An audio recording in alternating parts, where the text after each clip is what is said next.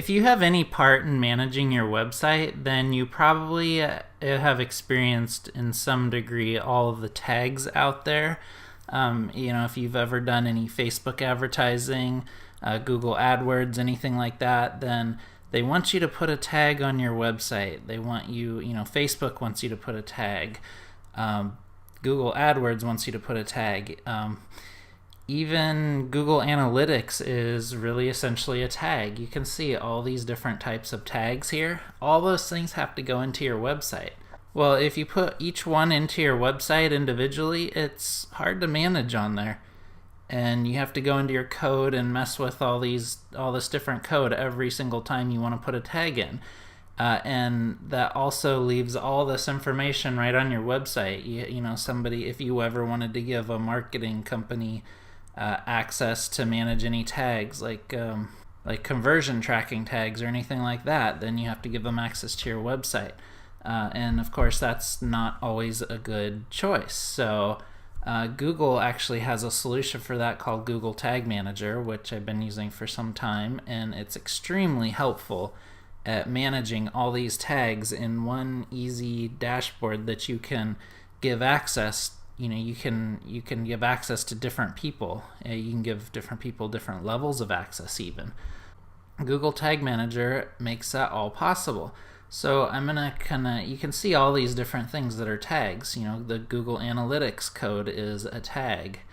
AdWords conversion tracking, remarketing, all these things. Facebook Pixel, and there's just tons of them. These are all default tags that are built into Google Tag Manager, but you can do things like add your own HTML or image tags. So you can add things like Facebook Pixel. See, Facebook isn't on this list. That doesn't mean you can't put a Facebook Pixel in here though. You would just use custom HTML. So within Google Tag Manager, you can create different accounts. So maybe you have a business website and a personal website. You might create a different account for each one. And then within each account, you can create a different container. So a container might be like I have exprance.com and how.exprance. So if you want to use different tags in each of those, you can use set up different containers. So once you set up an account and your first container, you come to the workspace here, which you can add a new tag. But first, before you start adding tags, you have to set this up so it can work on your website. Oh, and one other thing that this does really well, makes it super easy to run a tag only on specific pages of your website.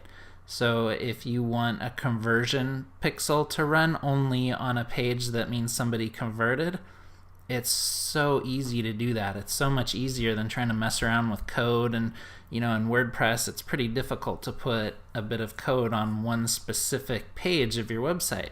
Google Tag Manager makes that super, super easy, and you can test it with Tag Manager, which is even better. So you're given a container ID when you first sign up for a Google Tag. And you have to first set up the Google Tag Manager so it loads with your website. That means you have to put this code in the header, in the head code of your website as high up as possible. And then also you have to put this code just after the body tag. So with those two bits of code, you can run a tag anywhere on your site. So once you get that code all installed on your site, it's going to load. You want to make sure it loads on every single page, so the Google Tag Manager loads, and then you just add a new tag. And then you have to configure a tag, and then you have to set where you want that tag to trigger. So it could trigger on the whole site. It could trigger on one page. Say somebody's going down a sales funnel and you only want the conversion to fire on the last page of that, meaning they absolutely converted. So first you have to select a tag. One that you might set up on the entire site is a universal analytics code.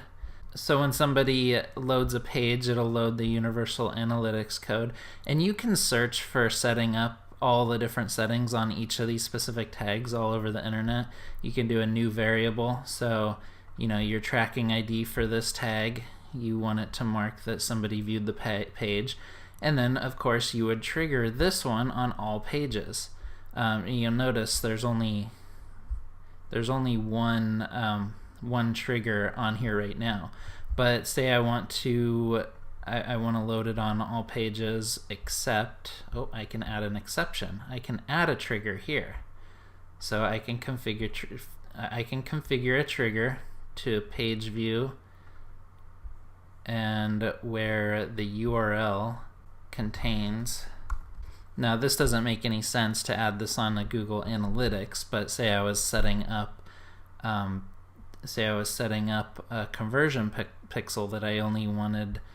Maybe it's a conversion tracker, tracks that they converted. So I would do a conversion trigger and save that, and then maybe this makes no sense. It's gonna go on trigger on all pages except for this one specific page. But I'm gonna save the Universal Analytics.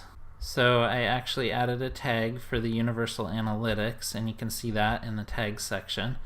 And I'm gonna add a new tag. Maybe this one I'm gonna do a conversion tracking for AdWords. I'm not gonna set up all of this, but this would make more sense to have a trigger of conversion trigger. So when it hits that page that has this convert user in it, then it's going to trigger that will trigger this tag only then. So I haven't set up any of the settings in here, but if I had, I could save this, and this AdWords conversion tracking would trigger on that specific page. I'm not going to go through absolutely every bit of this, but the great thing about this is you can preview this.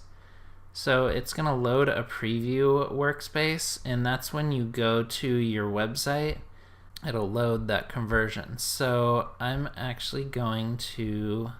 to go to mine, and I'm going to go to preview. So you can make sure, before you publish anything, you can make sure these tags are working. So I can refresh this page. I'm on, I wrote a blog article about this also, and you can see this little bar comes up and tells me what pixels are firing on each page and when they fire. So there's a summary, and then it tells me what tags are not firing on this page, and then also when each one fires.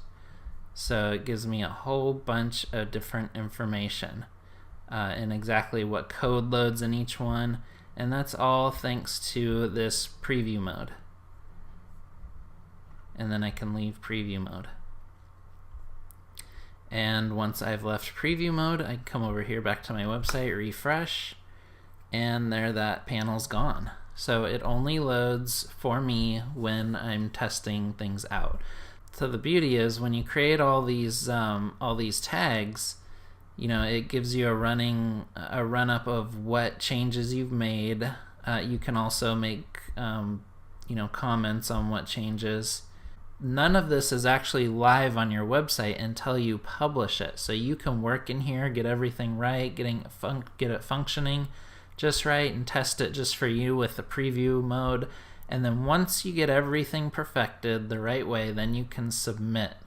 And you can create a name for this version. So just an overall name for it, and then a version description. So maybe what changes you made.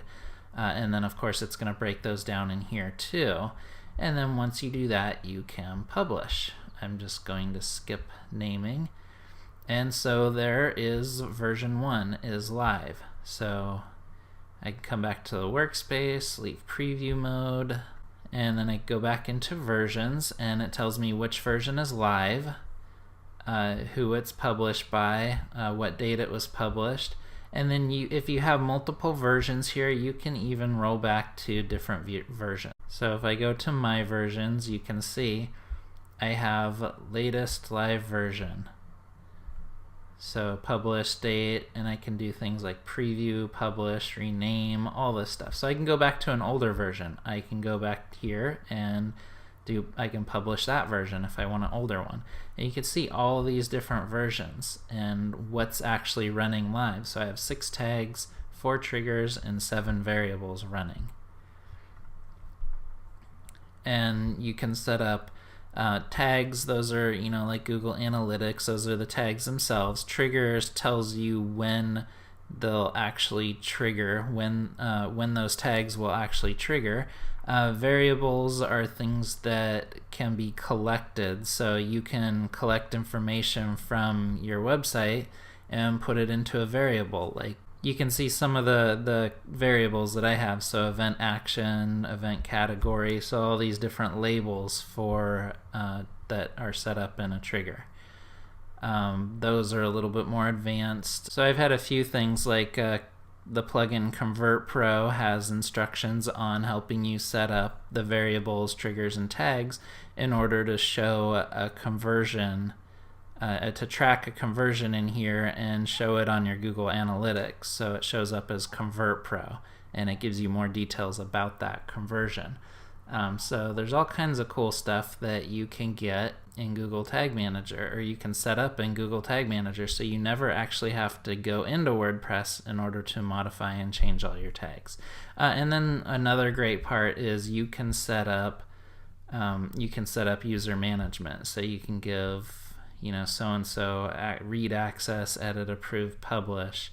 So you can't give granular access as far as to the level of who has access to what tags, but you can let people read it, edit it. Maybe they're just approvers, so they have to approve a tag before it actually goes through, and then publish.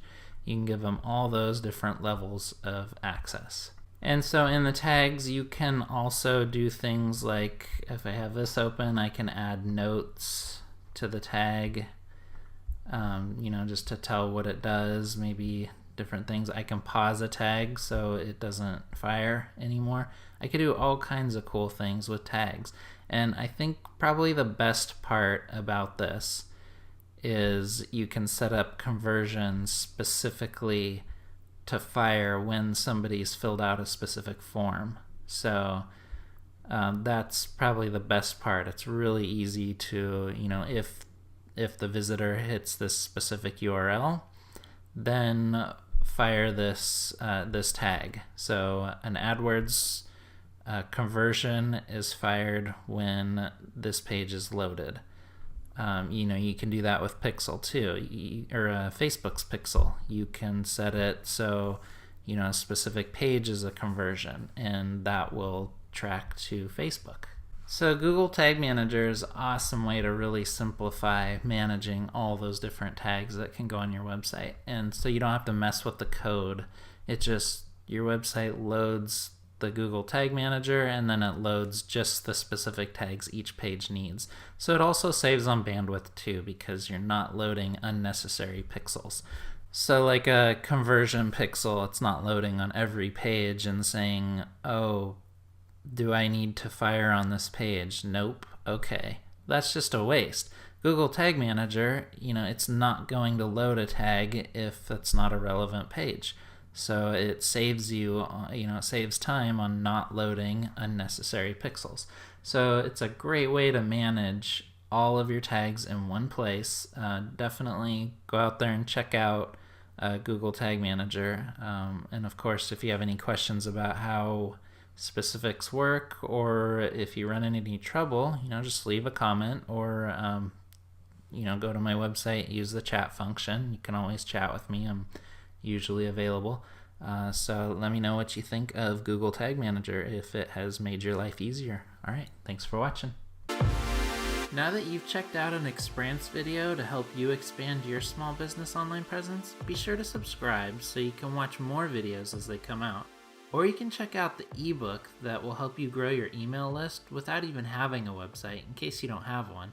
Or you could check out another video.